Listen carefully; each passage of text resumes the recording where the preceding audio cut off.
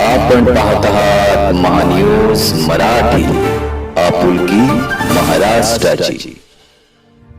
रायगड जिल्ह्यातील माणगाव पोलीस ठाण्यात कार्यरत असणारे 6 LCB पोलीस यांना निलंबित। SP आचल दलाल यांचा कडक निर्णय। जिल्हा स्थानिक गुन्हे अन्वेष शाखा LCB माणगाव येथे कार्यरत असलेल्या 6 पोलीस कर्मचाऱ्यांना निलंबित करण्यात आल्याने संपूर्ण पोलीस दलात एकच खळबळ उडाली आहे।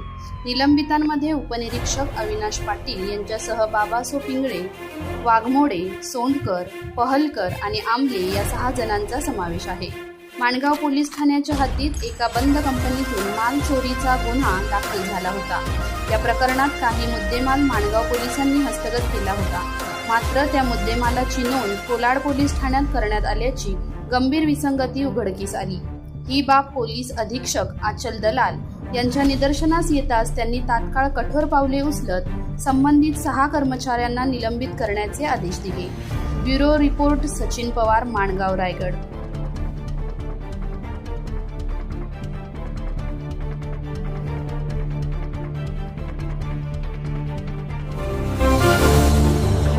आपण पाहत आहात महान्यूज मराठी, आपुलकी महाराष्ट्राची।